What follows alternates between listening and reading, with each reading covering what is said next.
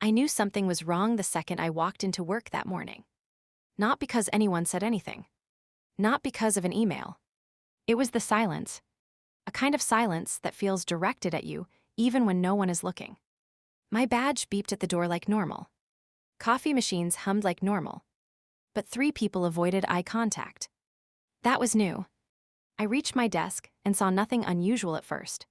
Same broken rolling chair. Same stack of translation briefs. Same polite smile from the intern, who always seemed terrified of asking me anything. Then I opened my inbox. A new meeting invite sat at the top. Q4 Strategic Realignment Touchpoint. No context. No agenda. No reason for me to be included or excluded. But what hit me was the sender. Connor, the VP who kept cutting me out of calls. My gut tightened. Something felt off. Something felt planned. I clicked the invite open. Only 2 lines appeared in the preview. Conference Room 3A. Mandatory. Mandatory. That word never showed up on invites unless HR was involved. Unless something was about to happen. I stared at the screen for a long second. A long breath. Then another. Because in that moment, I understood it. They weren't reorganizing anything. They were setting the stage. And the stage didn't include me. Still, I stood up. Grabbed my notebook. Straightened my blazer. If they were expecting me to walk into an ambush, I wasn't going to walk in scared. I was going to walk in prepared. And as I stepped toward that conference room, one thought kept circling in my head. If this is the meeting I think it is. The hallway to conference room 3A felt longer than usual. Not because I was nervous. Because the building felt staged. Like everyone already knew something I didn't. When I reached the door, I could hear voices inside. Low. Tense. Controlled. The kind of voices people use when they're rehearsing a decision they've already made. I pushed the door open. Connor was at the head of the table. Hands on the chair like he was posing for a magazine cover about leadership. HR sat beside him, flipping through a packet with my name printed on top. That told me everything. But I didn't sit. Not yet. Connor gave me a smile that never touched his eyes. Good, you're here. We'll keep this short. Whenever someone says that in corporate, it's never short. It's just painful. HR cleared her throat. Patricia, we've been evaluating department alignment. We've made some decisions to streamline operations. Your role is being adjusted. Adjusted. Corporate's favorite word for erased. I didn't react. I didn't give them the satisfaction. I just raised one eyebrow. Adjusted how? HR slid the packet forward, but Connor jumped in. We're transitioning your responsibilities to a more modern structure. Sales-led. Strategy-driven. Less dependent on one person. His eyes landed on me when he said that last part. I already knew the truth. They weren't modernizing anything. They were trying to replace me with someone cheaper. Someone who didn't know the culture. Someone who wouldn't challenge bad decisions. Connor leaned back like the room belonged to him. You'll still be involved in small translation tasks. Supportive work. As needed. Supportive. As needed. He might as well have said optional. Or invisible. I didn't sit. Didn't blink. I just asked one question. Is the client aware of this? Connor paused. And in that pause, I heard the entire truth. No. They weren't aware. They weren't supposed to be aware. They weren't supposed to know anything. He forced a smile. We'll manage communication. You don't need to worry about that. But he was wrong, I did need to worry. Because the client always knew when something was off. Always. HR tried to regain control. Patricia, please sit so we can review the paperwork. But I didn't move. I kept my voice steady. Clear. Direct. You should know something. The client contacted me last night. They were confused about the tone shift. They asked why I wasn't leading anymore. Connor blinked. HR blinked. For a moment, the room stopped breathing. Then Connor laughed like I was being dramatic. They'll adapt. We're changing the model. This is the future. Maybe for him. Not for me. Because in that moment, I understood something bigger. They weren't just shrinking my role. They were removing the one person keeping the international account stable. And they had no idea what they were about to break. I finally sat down. Not because they told me to, but because I wanted them to think they were in control. By the next morning, the shift wasn't subtle anymore. It was loud. It was intentional. And it was everywhere I turned.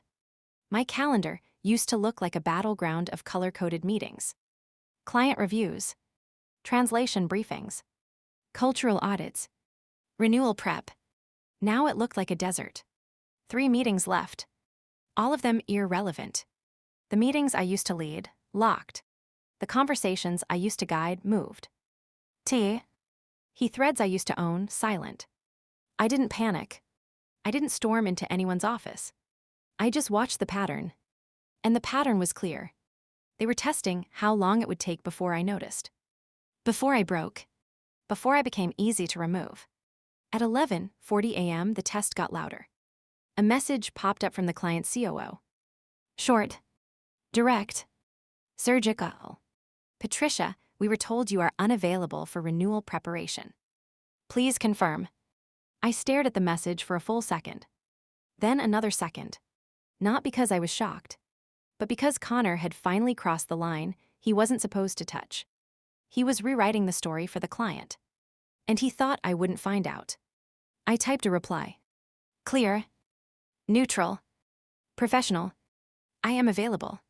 Please let me know which meeting you are referring to. His answer came fast. Too fast. The one scheduled for this afternoon. We were told you were no longer part of the strategy team. My jaw didn't clench. My hands didn't shake. I didn't feel anger. What I felt was something colder. Confirmation. I walked to Connor's office. Not stomping. Not emotional. Just steady. He was laughing with Chad about something on a whiteboard. Probably another creative disaster labeled synergy. When he saw me, he smoothed his jacket like he was preparing for a speech. Patricia, what can we do for you? His tone was sweet. Too sweet. Like a man selling bad fruit at a high price. I kept my voice even. The client reached out. They say I'm not included in the renewal meeting today. Connor didn't blink. He didn't even pretend to be surprised. He just nodded like this was a small detail he forgot to mention. Yes, we're trying a new dynamic. More sales forward. More strategy driven. Less dependent on one voice. One voice. Translation. Mine. I stepped closer. You didn't tell them that. You told them I wasn't available. A small flicker crossed his face. A mistake. A crack. He wasn't expecting me to confront him so directly. He recovered quickly. Patricia, you've been emotional about these changes. We need the client to see stability right now. We don't want to confuse them with mixed messaging. Mixed messaging. That was his excuse for erasing me. I leaned in just enough that he had to look at me. The only confusing thing for the client is why the person they trust the most isn't in the room anymore. A beat. Silence. Then he said it. Trust will shift. And that was the moment I realized something bigger. Connor wasn't trying to prove he didn't need me. He was trying to prove the client didn't need me. And that told me everything. He wasn't reorganizing. He was replacing. Systematically. Permanently. Quietly. I stepped back. Thank you for the clarification. I'll be attending the call. Connor's smile tightened. No, you won't. Yes. I will. Because I wasn't going to let them destroy a relationship I spent 5 years building. I walked out without waiting for his answer. Behind me, I heard Chad whisper. Why is she still here? I didn't turn around. By the time the renewal call started at 2 p.m., the conference room felt colder than usual. Not from the AC. From the tension. Connor sat at the head of the table like he'd already won. Chad hovered beside him like an overeager intern, waiting for someone to hand him a microphone. Half the team was settling into chairs. The other half pretended to look busy to avoid making eye contact with me. I didn't sit where Connor pointed. I didn't sit behind anyone. I took my usual seat on the right side of the table. The seat the client expected me to occupy. Connor glanced at me with that tight smile people wear when they're trying not to scream. Patricia, we discussed this. You're not needed for today's strategy talk. I opened my laptop without looking at him. Then I joined the call. The Tokyo team appeared on the big screen. Faces I'd spent 5 years learning. People who read silence and posture like it was language. The COO leaned forward. Patricia, good afternoon. We were told you were unavailable. I returned a small nod. I am available. And just like that, the tone shifted. Connor cleared his throat loudly. We made some internal changes. Patricia will be observing today, not leading any portion. The COO blinked once. A long, slow blink. A blink that meant something was already unraveling. Connor launched into the presentation like a man trying to outrun a landslide. Chad clicked through slides like he was defusing a bomb he'd never seen before. Numbers flashed. Graphs flashed. Buzzwords flashed. But nothing landed. Because the Tokyo team wasn't watching the screen. They were watching me. When Chad explained performance metrics, their brows tightened. When Connor tried to emphasize value alignment, they exchanged glances. When the new proposed clause appeared, their silence was heavy enough to feel. Then it happened. The client CEO spoke. A man who rarely needed more than 4 words to communicate disappointment. And, Patricia, was this wording your recommendation? I looked at the slide. I looked at Connor. Then back at the client. No, I haven't reviewed this version. Connor jumped in fast. We updated it internally. More strategic. More competitive. The CEO didn't respond to him. He responded to me. We assumed you were still our primary bridge for ensuring tone accuracy. Bridge? The word that said everything without saying it. Connor forced a laugh. We're modernizing the process. Removing unnecessary layers. Streamlining communication. The COO tilted his head slightly. Streamlining by removing the person who understands us. That was the politest corporate slap I'd ever seen. Connor tried again. Patricia has been feeling overwhelmed. We're giving her space. My jaw tightened. I wasn't overwhelmed. They were cornering me. So I made a choice. I stood. I didn't raise my voice. I didn't make a scene. I didn't even look at Connor. I looked only at the screen. If I may clarify, this version of the contract does not reflect the approach we built together in previous years. I was not consulted on these changes. And if there has been confusion, I am happy to provide alignment. That one sentence did more damage than shouting ever could. Connor's face drained. Chad froze mid-click. The room tightened. Then the CEO said something that ended the conversation entirely. We prefer Patricia's guidance. Connor swallowed. We can all work together. No need for confusion. I kept my eyes on the screen. Would you like my notes on the discrepancies? The COO nodded immediately. Yes. Please share. The client had just made a choice. And it wasn't him. I sat down slowly, laptop open, ready to continue. Because in that moment, everyone in that room realized something Connor hadn't understood until it was too late. You can remove someone from a meeting, but you can't remove the trust they built. And what happened next in Chapter 5 was the moment the entire company realized how big a mistake they had made. The tension didn't fade after the call. If anything, it thickened. You could almost see it hanging in the air like fog. Connor ended the meeting fast, voice tight, jaw clenched, pretending everything was fine. It was. He dismissed the room with that fake upbeat energy he used whenever he was spiraling. Everyone scattered like students leaving a classroom after a fire drill. But as I packed my laptop, something shifted. 3 people from my team approached me quietly. Not loud. Not dramatic. Just subtle enough that Connor wouldn't notice. One whispered, "We didn't know they were removing you from the calls." Another murmured, "They shouldn't have done that." The third one said nothing. She just gave me a small nod. A nod that meant we see what's happening. A nod that meant you weren't imagining it. A nod that meant they knew I had just saved the call from falling apart. I thanked them quietly and walked toward the hallway. But halfway there, I heard my name. Patricia. A flat voice. Cold. Sharp. I turned. Connor stood there, hands on his hips, shoulders tight, face red. He waited until the hallway was empty. Then he moved closer. Never do that again. I blinked. Do what? He leaned in. Speak over me. Correct me. Contradict me in front of the client. I held his stare. I didn't contradict you. I clarified for them. He laughed under his breath. A small, ugly laugh. You think you're indispensable. I didn't answer. He wasn't looking for an answer anyway. He stepped even closer. If I say you're not needed, you're not needed. If I say you're done, you're done. And then he said it. The sentence that told me exactly where this was headed. Stop acting like you run the show. You translate. That's it. There it was. The truth beneath all the excuses. He didn't hate my presence. He hated my influence. He hated that the client trusted me more than him. He hated that I wasn't intimidated by him. I didn't flinch. I didn't break. I didn't even raise my voice. Connor, I said calmly, if the client requests me, I will be there. He smirked. Not for long. He turned and walked away. Fast. Hard steps. Like he had just won something. He hadn't. Because that was the moment I knew the next chapter of this fight wasn't going to happen in meetings. It was going to happen in silence.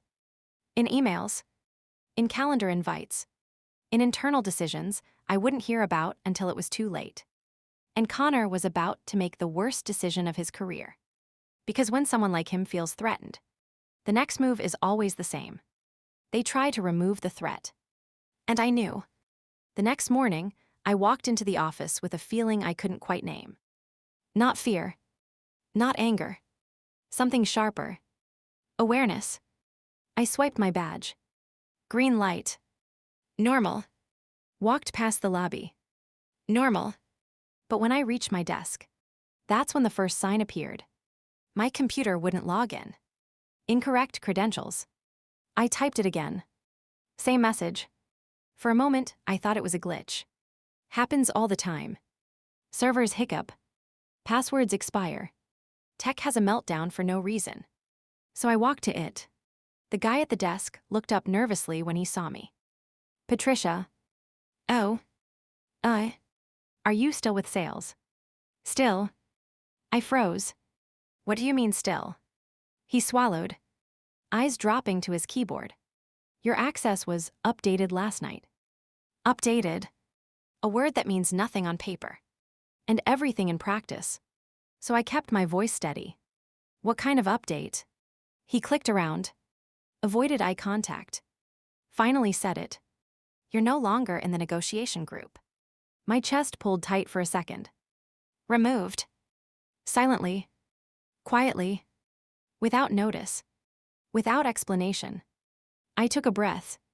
Calm. Controlled. Can you see who requested the change? He hesitated. Then he turned his monitor slightly. Just enough for me to see the login ID.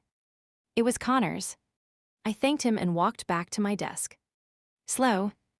Measured. Because now I knew the game had officially started. And the next hit came faster than I expected. My 11 AM call with Tokyo disappeared from my calendar. Gone. Just like that. A few minutes later, a new event appeared. Negotiation prep. Attendees, Connor. Chad. 2 interns. My name. Missing. My phone buzzed. A message from the client's team. Are you joining today? I stared at it for a long moment. Not because I didn't know the answer, but because I knew what it meant. They expected me. They needed me. They trusted me. But inside my own company, I was being erased. Piece by piece. Access by access. Meeting by meeting. The silent cut. The kind that hurts more than being fired. Because you're forced to watch yourself get removed. In slow motion. I responded carefully. I was not included in the invite. Please confirm if my presence is still requested. Their reply came fast. Yes. Absolutely. We assumed you were leading. That one sentence was the first crack in Connor's plan. Clients don't assume. Not at that level. Not with stakes like ours. They knew something was off. I closed my email and leaned back in my chair. It wasn't anger anymore. It was certainty. Connor wasn't planning to push me aside. He was planning to eliminate me completely. And he was moving fast. But so was I. Because if he wanted a silent cut, fine. I could play quiet too. Quiet isn't weakness. Quiet is strategy. Quiet is the sound a blade makes before it slices clean. I didn't go to the prep meeting. Connor wanted me out of the room. Fine. Let him enjoy the silence he created. Instead, I went somewhere else. The archive room. No one goes there unless something is very wrong. Or very strategic. I shut the door behind me, pulled out my notebook, and opened a brand new folder on my laptop. Title, Leverage, and I began writing down everything Connor had touched. From the moment he arrived. Every meeting he blocked me from. Every client call he interrupted. Every document he altered. Every clause he reintroduced.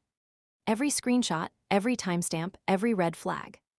I wasn't gathering revenge. I was gathering proof. Because people like Connor don't get taken down by emotion. They get taken down by receipts. While I worked, my phone buzzed again. Message from Rachel in HR. Patricia, FYI leadership is reassessing team roles. Your name came up. Came up. Corporate for. They're discussing whether they can get rid of you. And avoid a lawsuit. I typed back. Thanks. Keep me posted. She replied instantly. Just be careful. Things feel weird right now. Weird was an understatement. By noon, Connor had taken full control of the Tokyo renewal. Meeting invites. Decks. Talking points. He even renamed the shared folder. Primary ownership, Connor and team. Right. Because nothing screams insecure leadership. Like slapping your own name on something you barely understand. At 1:15, the client emailed again. We require Patricia's attendance for linguistic and cultural clarity. Is she joining? Connor replied before I could. She is unavailable. Our new specialist will support you. Specialist? He meant Chad, the man who once asked me if Mandarin and Japanese were different dialects. My phone buzzed again. This time, a private message from the client COO. Is everything all right on your end? I stared at the screen. They knew. They could feel the shift. Every client who works across cultures can sense internal politics, like a storm before it hits. I typed carefully. There have been structural changes internally, but I am still committed to supporting you in whatever capacity necessary. He responded within seconds. We trust you. Please do not step back without speaking to us first. And just like that, the bridge was still intact. Connor didn't realize I was the bridge. The only one holding the entire account together. But he would. Soon. I closed the archive door, took my notes, and walked toward my desk with the calm of someone holding dynamite. In a paper folder. The C. Rack didn't appear during a meeting. It appeared in a hallway. I was walking back from the archive room, my notes tucked under my arm, when Miguel, the janitor who knows everything before everyone, stopped me. He lowered his voice. Patricia, were you supposed to be in that meeting upstairs? My heartbeat paused. What meeting? He blinked. The Japan one. Big one. Lots of raised voices. Your name came up. I froze. There was no invite. No email. Nothing on my calendar. He kept talking, unaware of the bomb he'd dropped. Sounded tense. Numbers. Renewal. Connor was loud. My stomach sank. Connor had locked me out of the negotiation. Entirely. Not phasing out anymore. Cutting me loose. I thanked Miguel and walked straight to my desk. With a calm I did not feel. I opened my inbox. Nothing. Checked my calendar. Empty. Checked the shared drive. Their meeting folder had updated 5 minutes ago. New slides. New documents. All edited by Connor and Chad. No version authored by me. No notes from me. No track changes from me. It was like I'd never existed. Then came the email. That confirmed everything. From the client. Subject, clarification needed. Patricia, the tone of the latest proposal has shifted significantly. This feels unlike your previous guidance. I sat back in my chair. There it was. They felt the change. They always did. People think cross-cultural communication is about language. It's not. It's about tone, respect, intention. And Connor had all the tone of a chainsaw. I typed back. I was not involved in the latest draft. Please send me the specific sections you'd like clarity on. I didn't hit send. Not yet. Instead, I walked straight to Connor's temporary war room, an unused conference space he'd taken over. Like a frat boy claiming a dorm hallway. He turned when I walked in, wearing that smirk he thought was charisma. Patricia, he said. Voice slick and casual. No need for you to review everything. We're handling the renewal. We. He meant. Not you. He tapped his laptop. We've got the big boys on this now. Big boys. As if cultural diplomacy was some gym competition. I said nothing. Just watched him. Let him dig his grave an inch deeper. He leaned back. Relax. We'll update you later. Later never came. I walked out of that room, knowing exactly what Chapter 9 would bring. Because this wasn't drifting. This wasn't accidental exclusion. This was systematic removal. Strategic erasure. And they were forgetting one thing. Even when you lock me out of the room, I can still hear everything through the walls. I didn't go home angry. I went home clear. There's a difference. Anger makes you slam doors. Clarity makes you open new ones. I walked into my apartment, dropped my bag on the counter, and stared at the wall for a long minute. They were cutting me out. Not softly. Not subtly. Surgically. So I opened my laptop. A blank folder stared back at me. I titled it in the calmest, pettiest way possible. Exit strategy. Confidential. Inside, I began dropping files. Emails. Slack exchanges. Translation notes. Meeting summaries. Cultural analysis drafts. Everything I'd ever written that kept that client relationship alive. Not revenge. Not yet. Documentation. Because in corporate war, receipts are the only bullets that matter. I screenshotted the email where Connor called me support staff. The Slack message where he told the junior analyst, run the Japan file by Chad first, Patricia is too detail-focused. Detail-focused. As if accuracy was a flaw. I saved it all. Then I hesitated over one decision. Should I reach out to the client? Not through work channels. Not through email. Not with a paper trail. On my personal device. A quiet message. A simple question. If I were to leave the firm, would you still want me involved? I expected a delayed response. Maybe a polite brush-off. Maybe a diplomatic sorry to hear that. Instead, the reply arrived in under 10 minutes. Patricia, if you ever leave that firm, we would consider it a win to have you with us directly. I closed my eyes. Took a breath. Everything changed in that moment. I wasn't trapped. I wasn't dependent. I wasn't powerless. I was the asset. And suddenly, their entire strategy to replace me looked like toddlers trying to plug holes in a sinking ship. Using crayons, I opened a business registration site. Typed slowly, deliberately, Bridgepoint Strategies, LLC. Paid the fee. Filed the form. Launched the entity. Nothing dramatic. No celebration. Just insurance. A parachute packed and ready. In case they pushed me out of the plane. I wasn't jumping yet. But I wasn't going to fall either. By midnight, my folder was full. My company was real. My decision was made. The next morning, I walked into the office with the kind of calm that makes people nervous. Not angry. Not shaken. Prepared. HR always claimed their door was open. So I knocked on it. Rachel smiled at me like she was offering a mint at a funeral. Bright, polish. Delusional. I sat down across from her and said it plainly. I'm being pushed out of client strategy. I'm being excluded from meetings. I need clarity on where I stand. She nodded along. The way people nod when they're not actually listening. Just waiting for you to finish talking. So they can say a rehearsed sentence. Patricia, you're still valuable. Valuable. Not essential. A word that sounds like reassurance, but means absolutely nothing. I asked again, more directly, am I being removed from the Intel account? Her smile thinned. There are shifting priorities. Leadership is restructuring. We're all adapting.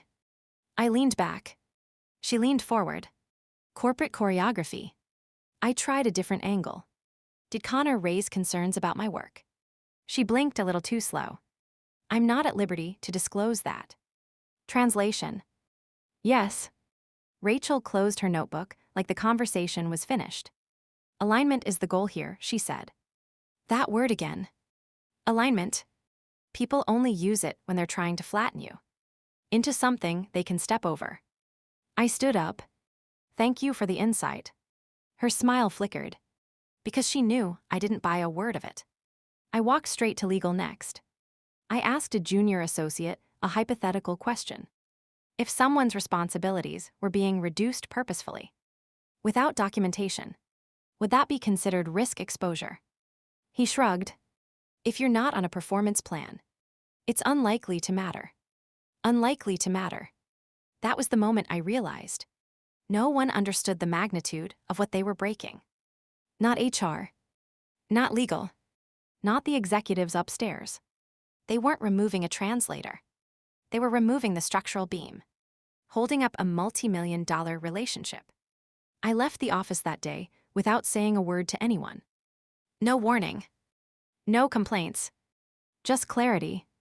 At home, I reopened my exit strategy folder. And I added one more section. Week by week. Date by date. Every exclusion. Every change in access. Every client request redirected. Every sign that the reorganization had my name written all over it. This wasn't paranoia. It was preparation. Because Chapter 11 is the moment the client sees the cracks, and everything starts turning in my direction. The first warning didn't come from HR, or legal, or Connor. It came from Tokyo. A short email, politely worded, precise enough to feel like a blade. Patricia, we noticed recent tone changes in communication. Is everything all right on your side? I stared at the screen. They felt it. From thousands of miles away. They felt the shift Connor thought he was hiding. Tone changing was their diplomatic way of saying, something is wrong, and we don't like it. I wrote back carefully. Please let me know what you're seeing. Happy to assist. Their reply came fast. Concerns about the new KPI language. Concerns about abrupt phrasing. Concerns about removed nuance. Then the last line. We miss your guidance. I sat there with my hands still on the keyboard. Not proud. Not smug. Just sad.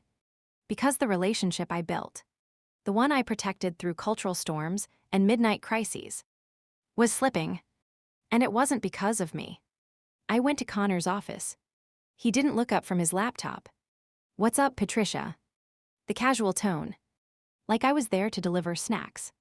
The client reached out, I said. They're confused about the new strategy language. Connor laughed. They'll adjust. You worry too much. I kept my voice calm. This is an adjustment. They're signaling dissatisfaction. He waved a hand like swatting a fly. It's fine. Big boys are handling it. Big boys. I was one sentence away from teaching him what big consequences felt like. But I held back. Instead, I turned to leave. He called after me. Don't spiral. They'll get used to the new tone. But they weren't getting used to it. They were documenting it. 2 days later, I got a message from the client COO. Patricia, were you intentionally excluded from the last planning call? My chest tightened. They noticed. They always noticed. Across cultures. Across oceans. Across time zones. I responded. I wasn't invited to that meeting. But I'm here if you need clarity. Another pause. Then, we are surprised. A statement with weight. A statement with history. A statement that meant, you matter more than your company treats you. That night, I didn't pace. I didn't panic. I opened my laptop, added their messages to my exit strategy folder, and sat back. They were phasing me out. But the client, they were phasing me in. His name was Chad. I wish I were joking. Connor's miracle solution. His modernizer. His cultural bridge. A man who spoke 3 words of Japanese and listed global synergy evangelist on his LinkedIn. Like it was a personality trait. He walked into the office one morning, all confidence in hair gel, carrying a laptop covered in motivational stickers. Like he was auditioning for a startup documentary. Connor introduced him with a grin. This is our new cultural consultant. He'll take over tone alignment. Tone alignment? From a man who once confused tempura with teriyaki and called a centuries-old tradition quaint. The first thing he did was ask me to send over my entire library of notes. 5 years of research, 5 years of patterns, 5 years of cultural nuance. He wanted it exported, summarized, simplified, ready for him to skim. I didn't say no. I just said, those aren't mine to share anymore. They belong to the relationship, not the company. He blinked, didn't understand a word I meant. The second thing he did was join the client Slack channel. Within an hour, the COO messaged me privately. Who is Chad? Why is he speaking for us? I stared at the message and realized something important. They weren't confused. They were insulted. The next day, Chad presented his first draft. For outreach messaging, it was a disaster. Tone wrong. Hierarchy off. Phrasing accidentally condescending. A greeting normally reserved for funerals. Used as the opener for a business update. I took it upstairs. Connor brushed it off. He's new. He'll learn. He won't, I said. Connor smirked. Relax. Not everything needs your touch. But it did. It always did. That afternoon, the client sent an email to the entire team. We are unsure about recent communication tone. Clarity seems different. We prefer Patricia's handling. Connor forwarded it to me with a note. Can you clean this up? Without undermining the team. I didn't reply. Not yet. Because later that day, I found out something else. A meeting about the renewal was held again. Without me. A planner meeting. A pitch structure meeting. A negotiation rehearsal meeting. My name wasn't on a single invite. I stood in the hallway, watching the conference room through the glass. Chad waving his arms, trying to perform cultural expertise. Like a TED Talk he didn't understand. Connor scribbling notes, like he was preparing to sell confidence at wholesale prices. And I felt something I hadn't felt before. Not anger. Not fear. Confirmation. They thought they'd replace me. But the client was already gathering the receipts. That would replace them. I wasn't supposed to hear it. I wasn't supposed to know it was happening. But corporate walls are thin, and stressed executives talk louder than they think. I was walking back from the printer when I heard Connor's voice through a cracked conference door. Frustrated. Sharp. Borderline panicking. Why does the client keep asking for her? Why can't they move on? She's slowing us down. Slowing us down. The same woman who carried years of his failures on her back was now his obstacle. I stood there for a second. Not moving. Not breathing. Then the client's name slipped out of his mouth again, followed by something worse. Chad, you need to lock the script before she interferes again. Interferes. Like I was a glitch in his plan, instead of the only reason his plan still existed. I stepped back, before someone saw me, and walked calmly to my desk. Not defeated. Not shocked. Just steady. Because this was the moment. The universe hands you a match and asks if you're ready. They had a renewal rehearsal scheduled that afternoon. One of the biggest prep meetings. The kind I used to lead. The kind I was now ghosted out of. I didn't barge in. I didn't confront anyone. I waited. I waited until the door closed. Until everyone was seated. Until the projector blinked awake. Then the junior analyst ran down the hall. Panic on his face. Patricia, they need you in the room. I blinked. Do they? He nodded quickly. They can't translate one of the questions. It's about a compliance clause. Connor told Chad to handle it. And it made no sense. I stood up slowly. Walked down the hall. Opened the door without knocking. The room froze. Chad looked pale. Connor looked annoyed. Everyone else looked relieved. The COO in Tokyo was already on the screen. Waiting. Confused. Staring at the mess Connor had created. I stepped forward. Not aggressively. Not apologetically. Just present. What seems to be the issue? The junior analyst handed me the script. One glance told me everything. The phrasing was wrong. The hierarchy was backward. The tone was borderline disrespectful. I looked at the COO and spoke in their language. Here is what my team is trying to communicate. Allow me to clarify. The COO's shoulders dropped with visible relief. Thank you, Patricia. We thought perhaps there was misalignment. Behind me, Connor stiffened. Patricia isn't aligned with the new structure. I didn't look at him. I stayed facing the screen. The COO replied. Not to him, but directly to me. We prefer Patricia's approach. Silence fell over the room. A heavy silence. A shifting silence. A silence that tells you. Power just moved. Connor tried to regain control. Patricia, this is an internal meeting. I finally turned to him. Calm and measured. Then perhaps, you should handle it internally. Without confusing your largest international client. The COO's camera stayed on. He heard every word. He leaned forward slightly. Shall we continue with Patricia leading this portion? Connor's face lost every color he had left. I nodded. Of course. The rest of the meeting flowed easily. Smooth. Respectful. Precise. Everything it used to be. Before Connor decided he was the main character. By the end, the COO folded his hands and said, Thank you, Patricia. Please join tomorrow's negotiation call as well. I said nothing, just bowed slightly and left the room.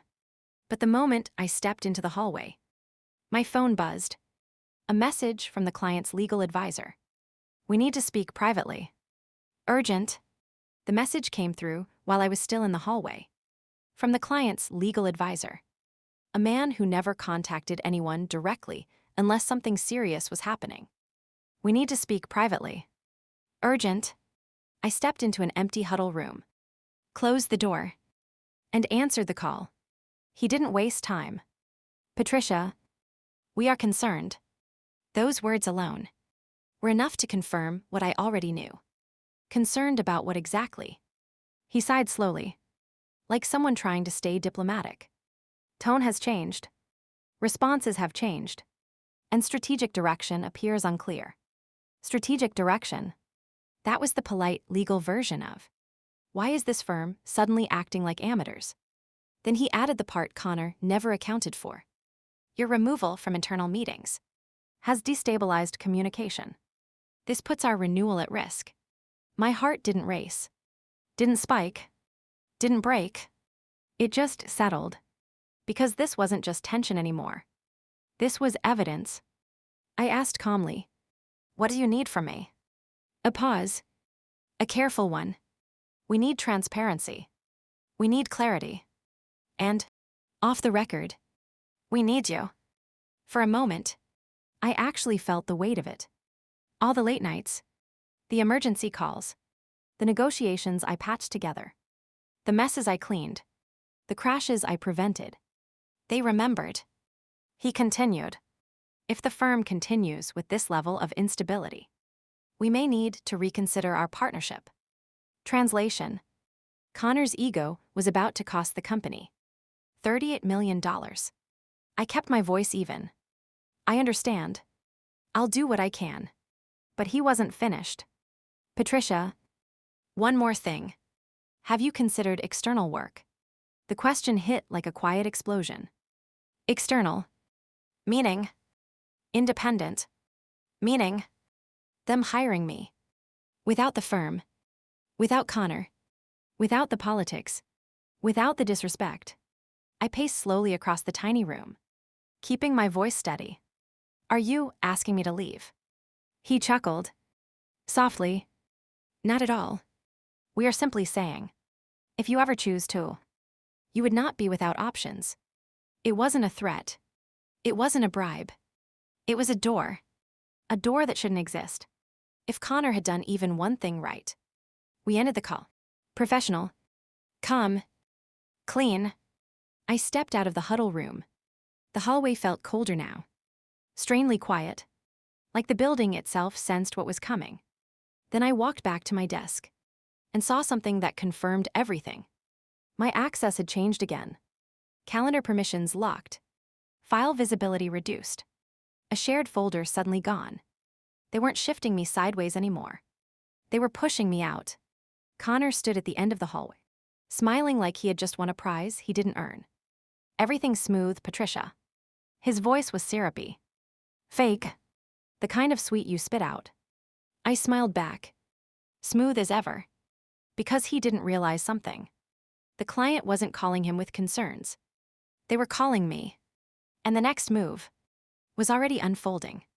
Without him, I knew something was wrong. The moment I walked into the office the next morning. Not because anyone said anything. Not because of an email. Not because of a meeting invite. It was the way people looked at me. Quick glances. Half-second eye contact. Then the sudden fascination with their screens. I'd seen that look before. When someone's already been discussed in a room. They weren't invited to. By the time I reached my desk, my stomach already knew the truth. Before my brain caught up, my workstation had been unplugged.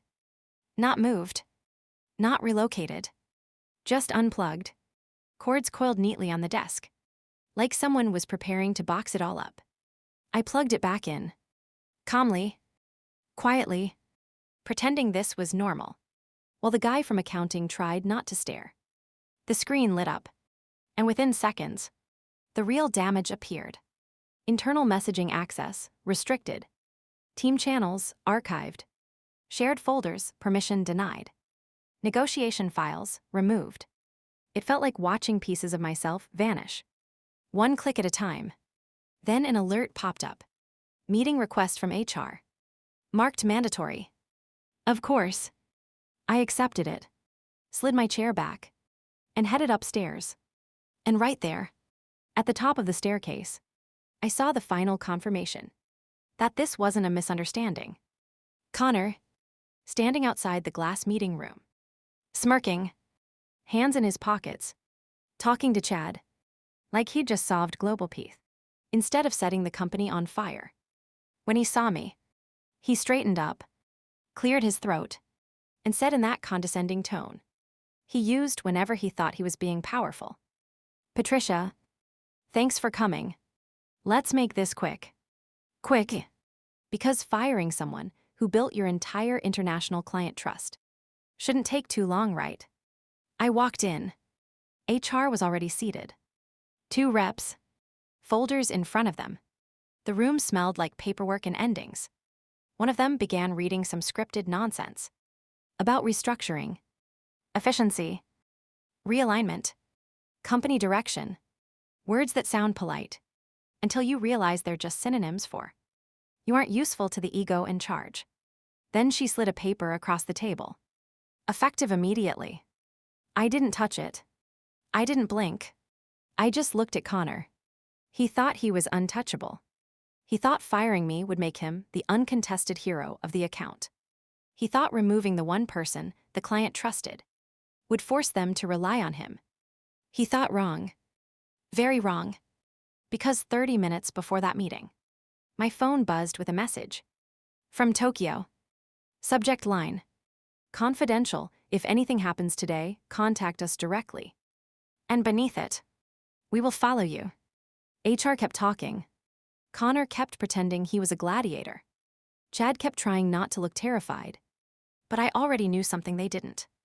They weren't ending my career. They were ending theirs. And as I stood up, slowly, calmly, and placed my badge on the table, I said the one sentence that made Connor's smile crack straight down the middle. This isn't the end of my involvement. It's the beginning of yours. Because he had no idea that the next move wasn't HR's and wasn't mine. It was the client's. And their call was coming sooner than he could imagine. I hadn't even reached the parking lot when my phone buzzed again. Unknown number. International code. I already knew who it was. I answered quietly. Patricia speaking. There was a pause, the kind that feels intentional, like someone is choosing their words carefully. Then the voice I knew, better than half my own leadership team, came through the line. Patricia, we heard what happened. Tokyo COO. Direct. Blunt. A man who rarely wasted breath. I closed my eyes for a second. Then you also know I'm no longer with the firm. Another pause. Longer. Heavier. Then, we are aware of what Connor said. We are also aware he made a very serious mistake. My grip tightened on the steering wheel. What do you need, FR? Oh, me. He didn't hesitate. You. Not the firm. Just you. A breath left my chest. Slow and steady. He continued. Our renewal is currently on hold. We will not proceed under their leadership. We will only resume negotiations if you lead them independently. There it was. The shift. The pivot. The moment everything in Connor's carefully built illusion cracked into dust. I leaned back in the seat. And the terms. We would like to retain you directly. Long-term. Consulting. Leadership. Cultural liaison. Contract specialist. My pulse fluttered once.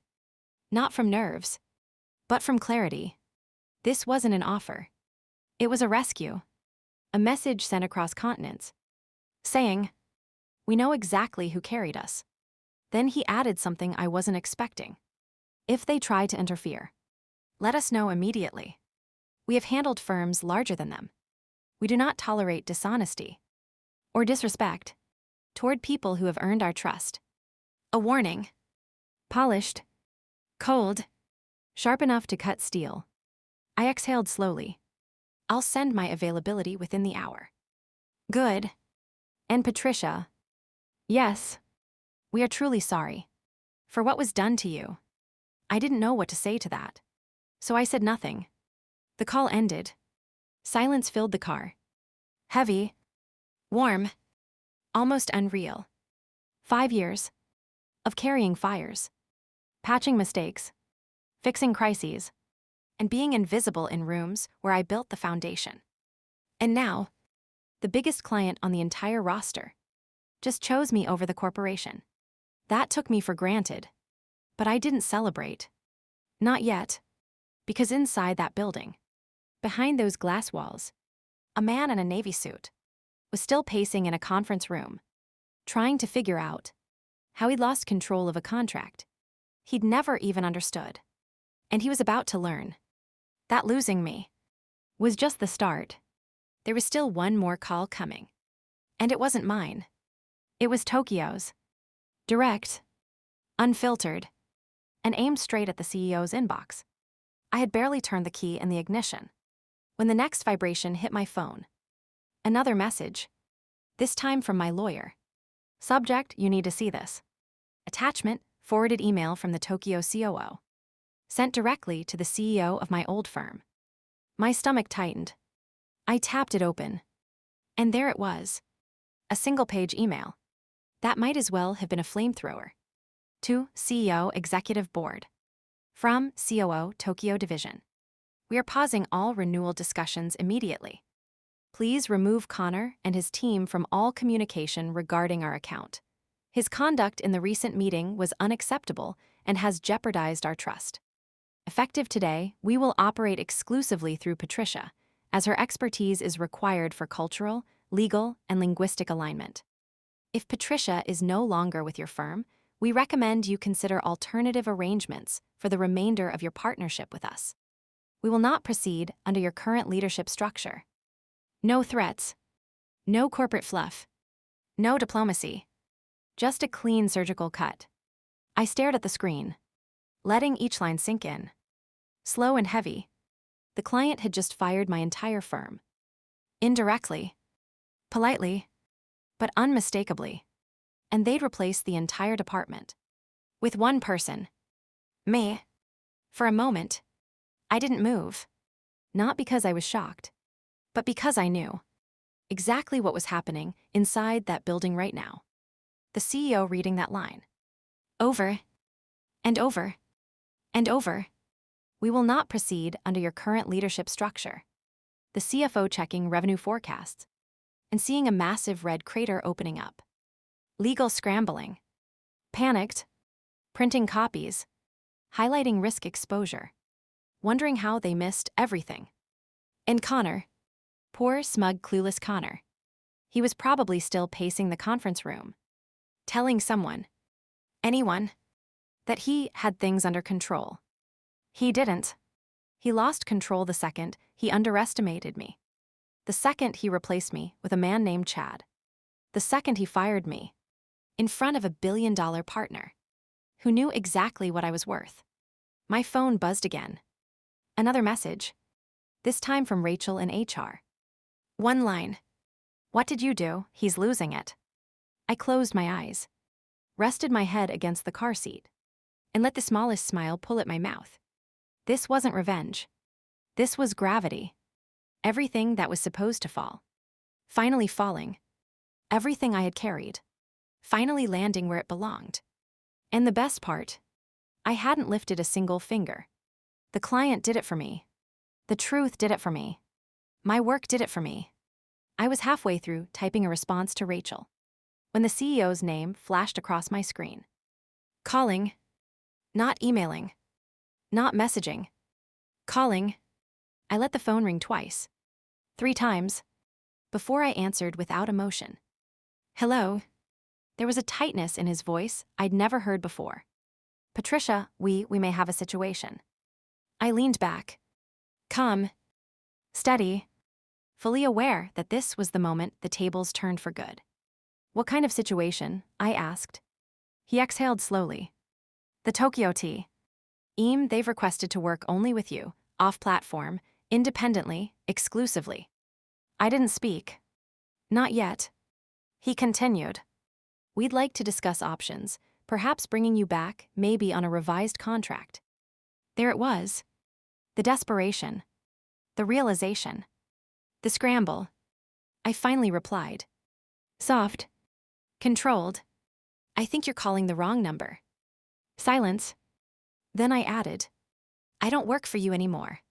And before he could bargain, before he could plead, I ended the call. Not out of anger. Not out of pride. But because something bigger was unfolding. I wasn't the employee who spent 5 years patching their mistakes. I wasn't the translator girl anymore. I wasn't even their competitor. I was their replacement. I didn't even make it out of the parking lot before the next storm hit. 2 more emails. Both forwarded from Rachel. Both written like someone had thrown gasoline into the executive wing and flicked a match. Email 1, from legal to CEO, CFO, HR. We cannot proceed with renewal under the current risk profile. Connor's termination of Patricia during an active negotiation creates liability exposure and conflict of interest concerns. Additionally, several cultural and contractual errors introduced by Connor's team now jeopardize compliance standards. We recommend immediate reevaluation of leadership. Email 2, from the CFO. What do you mean she wasn't under NDA? How did we lose exclusive negotiation rights? How is she already registered as a vendor? Why did no one review the restructuring impact on her role? This is a complete failure of oversight. Reading those 2 emails felt like watching an old building tilt, crack, and finally begin to crumble. The firm wasn't just embarrassed. They were in freefall, and they hadn't hit the ground yet. My phone rang again. This time, it was Rachel. She didn't even wait for me to say hello. "Oh my God, Patricia, you broke the company."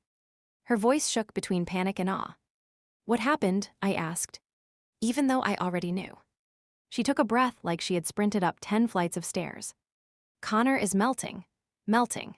He's pacing around screaming that you ambushed him, and legal is ripping him apart because apparently the client officially requested that all negotiations be routed through you, not the firm." I could almost picture it. Conference rooms filled with executives sweating through their shirts. Connor trying to blame someone, anyone. HR powerless. Legal furious. The board confused. Revenue forecasts tanking in real time. Rachel continued. "And the founder, Harold, he flew in early. He's here, in the building right now." I raised an eyebrow. "The founder?" "Yes, he walked straight into the boardroom, didn't even sit down, just said, 'How did we lose the person holding our biggest account?'" Connor tried to speak, and Harold told him to shut the door and stop talking. I exhaled slowly.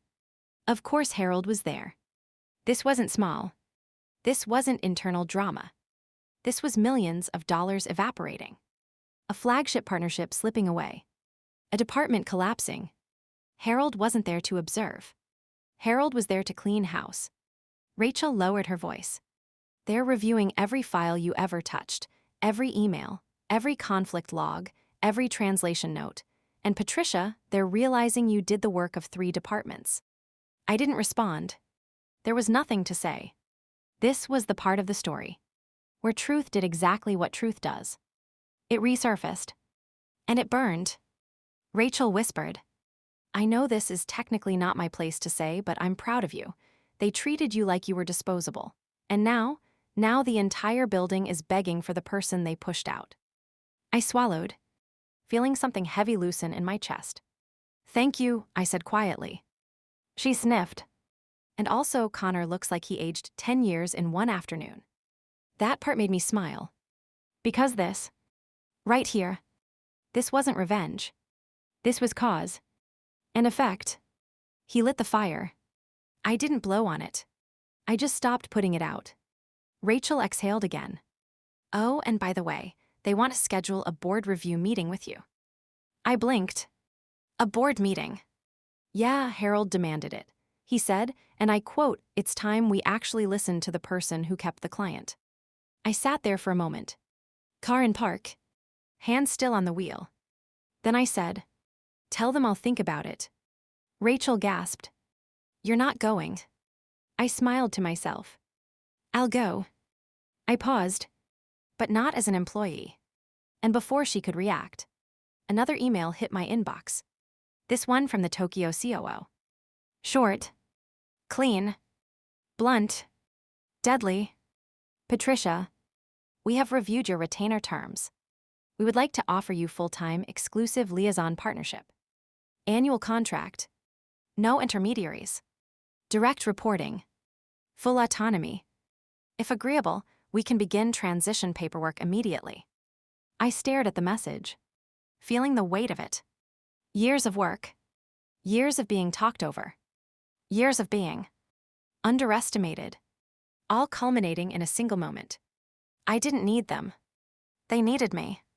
I typed 2 words in reply. "I accept." Then I put my phone down, started the car, and drove away.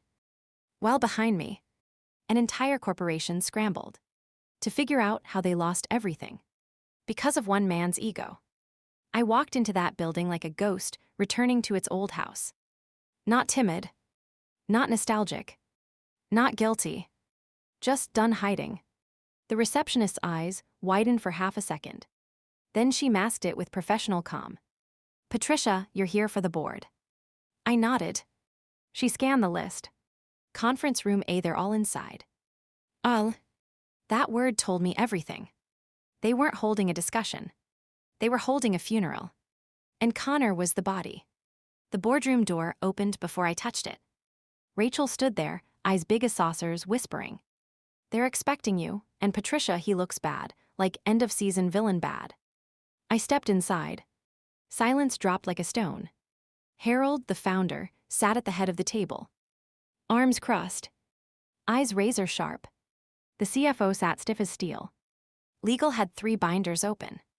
HR looked like she wished she'd called in sick. And Connor looked like he hadn't slept in days. Hair messy, tie crooked, eyes wild. He sat hunched in his chair, fingers tapping the table, like he was holding onto sanity by the edges. Harold motioned to the empty seat. "Patricia, please." Not a demand. A request. I sat. Only then did Harold speak. His voice carried the kind of calm that makes grown men sweat. "Let's begin." He turned to Legal. "Walk us through what went wrong." Legal cleared her throat, flipping to a highlighted page. Following Patricia's removal from negotiations, the Tokyo client flagged multiple cultural errors, legal inconsistencies, and compliance breaches introduced by Connor's team. She flipped another page. Following her termination, the client officially refused to communicate through the firm unless Patricia was reinstated or independently contracted. Flip. When it was discovered that Patricia was not under an active NDA due to internal oversight, she was legally free to engage the client as a vendor. Flip. After her termination, she immediately secured the firm's largest account under her own LLC, legally compliant, fully documented. The boardroom went still. Then Legal added, almost delicately, "And she is now their exclusive liaison." Harold looked at me. "You accepted?" I nodded. "Yes." Connor slammed a hand on the table. "She stabbed us in the back." Harold didn't look at him. Not even a twitch. "Continue," he told Legal. She adjusted her glasses. Connor misrepresented Patricia's role, withheld strategy documents, blocked meeting access, introduced unapproved contract clauses, and falsely claimed client approval for his changes. Flip. And worst of all, he fired her during an active negotiation without notifying HR, legal, or the executive sponsor, despite her being the sole reason the account was still alive. Connor's face reddened. "That's not true. She undermined me, she." Harold raised one finger. Connor shut up. Instantly. Harold turned to me. "Patricia, based on everything we've seen, can you explain in your own words what happened?" Every eye in the room shifted to me. And I didn't give them a speech. I didn't give them drama. I didn't even give them emotion. I gave them the truth, clean, sharp, undeniable. I didn't undermine the firm, I said calmly. I protected the client. I didn't sabotage Connor. I covered his failures, quietly, consistently, for months. And I didn't steal the account. I earned their trust over 5 years, while this company treated me like a replaceable subtitle generator. I let the silence breathe. Then I finished. You didn't lose the account because I left. You lost it because you never valued the person holding it together. Harold exhaled through his nose. Slow. Controlled. Deadly. Then he turned to Connor. "Do you have anything to say?" Connor snapped. "They're lying. She's manipulating everyone, she." Harold slammed the table. Hard. The sound cracked like thunder. Enough. The room froze. Connor froze. Even the lights felt nervous. Harold leaned forward. "You fired the single most valuable person on the team. You lied to the board. You mishandled the account. You risked millions." He stood up. "And now," he pointed toward the door, "you're done." Connor's eyes widened. You can't. Security will escort you out." Right on cue. 2 officers appeared at the door. Connor sputtered. "This is a mistake, you'll regret this. She destroyed everything." Harold didn't even blink. "No, Connor. She saved what you destroyed." And that was it. Connor was escorted out, muttering curses. Shaking. Broken. The door shut behind him. Harold turned back to me. The room waited. And then he said, "Patricia, on behalf of this entire company." He paused. Not for effect. For sincerity. "We failed, why?" "Oh." I inhaled slowly. My throat tight. But Harold wasn't finished. "I would like to offer you something." The board leaned in. So did I. He slid a folder across the table. Inside, a partnership contract, consultancy rights, executive advisory retainer. Your rate, double what I had set myself. Your terms, full autonomy.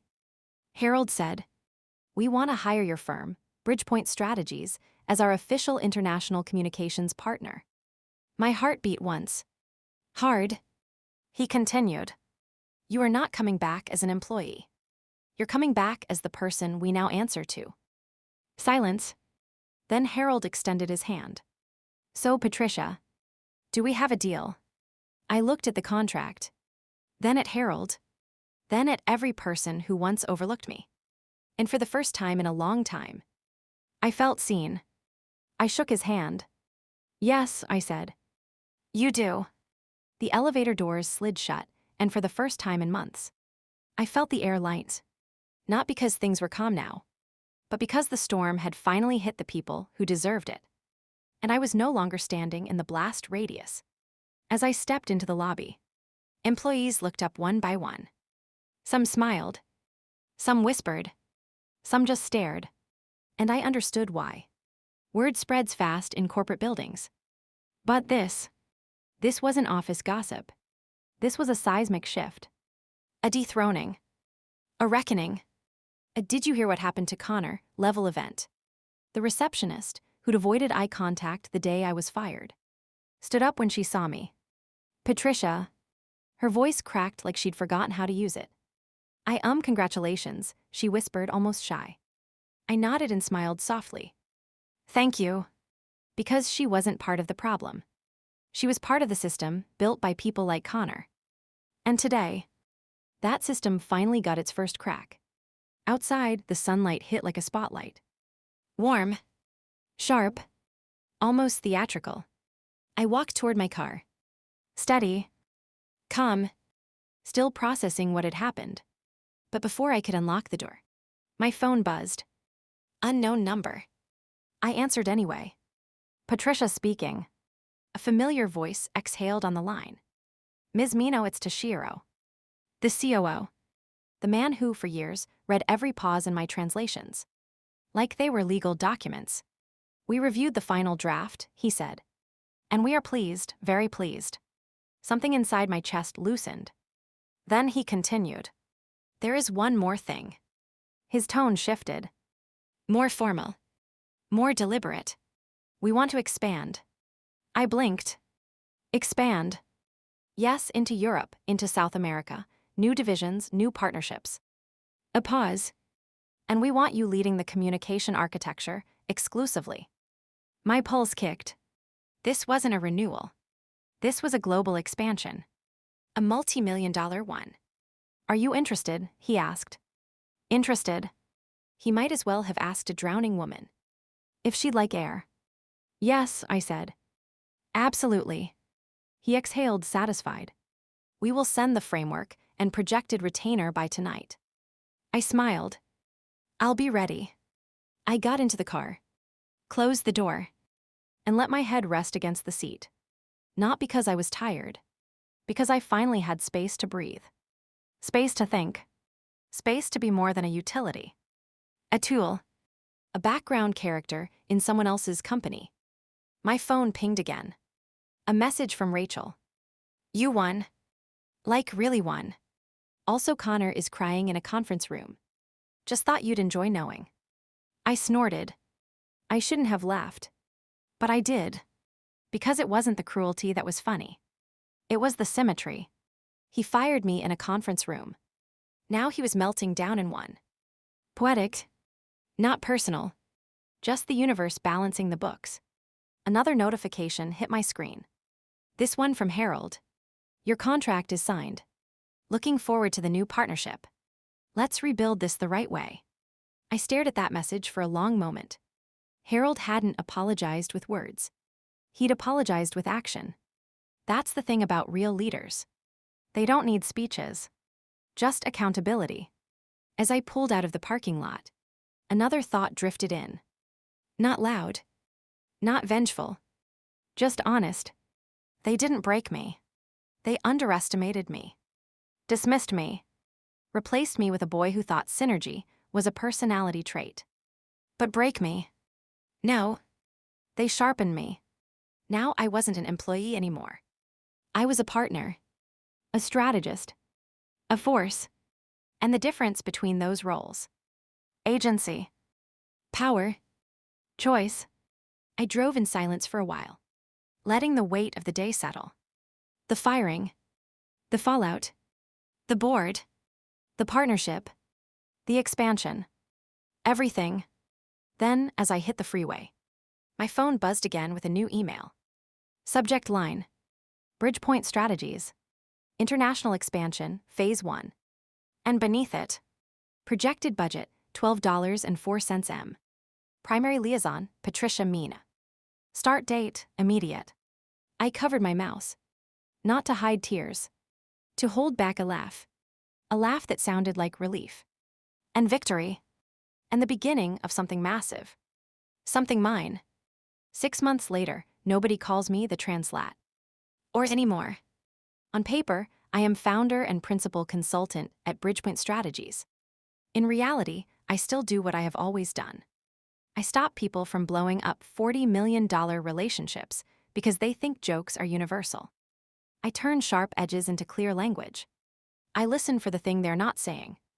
Only difference now is the logo on the invoice. My office is small. 2 rooms above a bakery that smells like fresh bread at 7 a.m. One wall is covered in pin notes and color tabs. The other is mostly cables and a second monitor that has seen too many time zones. My chair still has a slightly busted wheel. Some traditions stay. There's a plant on the windowsill. I bought it myself. No one is going to forget to water it this time. My calendar is full. The Tokyo client has us on retainer. They added an expansion project 2 months ago. New region. New product line. Same rule. Patricia leads. A firm in Germany reached out after hearing how that renewal shook out. Then a Canadian tech company. Then a European logistics group tired of setting fires with badly translated policies. Everyone thought I was the weak link in the chain. Turns out, I was the blueprint. On Tuesdays, I still get gossip from Rachel. She now works remotely, which is HR code for you survived a massacre and we need you sane. She calls while walking her dog. I hear traffic and tiny paws on pavement. So, she says one morning, voice bright. You'll like this, Connor has a new title. I sip my coffee. Let me guess, Chief of Unforced Errors. She laughs. Close internal special projects, which means no team, no budget, and an office near the copy room. I lean back in my chair. The old exile zone. Exactly, the board didn't fire him. Harold hates public drama, but the authority is gone. Nobody lets him near international accounts now. Even Chad quit. He does affiliate marketing for a gym brand. I picture Connor walking past the conference room where we sat that day, seeing someone else in his chair, seeing our old client on screen, talking to someone from my firm. I do not feel triumphant. I feel finished. He ever say my name? I ask. Rachel snorts. Only when legal brings up the audit, or when the founder reminds him what arrogance costs. But hey, you know what they call you now. I raise an eyebrow, even though she cannot see it. Please say it is not the one that got away. No, she lowers her voice. They call you the bridge. I look at my wall. At the pin notes, the maps, the lines of arrows between teams in different countries. The calls. The crises. The fixes. I can live with that, I say. After we hang up, my laptop chimes. A new email from Harold. Subject line, quick question. I open it. Patricia. The board is formalizing a global advisory panel. We need someone who understands what happens between the legal clause and the human reaction. You interested in a part-time role? You would report directly to me. No middleman this time. Harold. I read it twice. Then type back. Happy to advise. Under one condition. He replies in under 5 minutes. Name it. I smile. My fingers move without thinking. You do not get to call what I do support ever again. It is strategy. If we are clear on that, I am in. There is a longer pause this time. Then, agreed. Welcome aboard again. On your terms. I close the laptop and look out the window. The city is moving fast below me. People carrying laptops, coffees, resentment plans. 1,000 offices, 1,000 Patricias holding things together quietly while someone else takes the credit. Someone will hear this story on their lunch break, on a bus, in a break room that smells like burnt coffee and panic. They will hear about the girl they called language support, the one they shoved into a chair by the printer, the one they fired in front of a client. And they will hear how she walked out with her dignity, her receipts, her contracts, and her learning. How she stopped asking for a seat and started buying tables. My phone buzzes. A calendar reminder. Client call in 10 minutes. Tokyo on one screen. Berlin on another. Me in the middle. Just the translator, right. I straighten my blazer. Open my notes. Hit connect. The screen fills with familiar faces. Good evening, Patricia, the COO says. We are ready when you are. I nod. Voice steady. Then let's begin. And this time, everyone in the room knows exactly who is leading.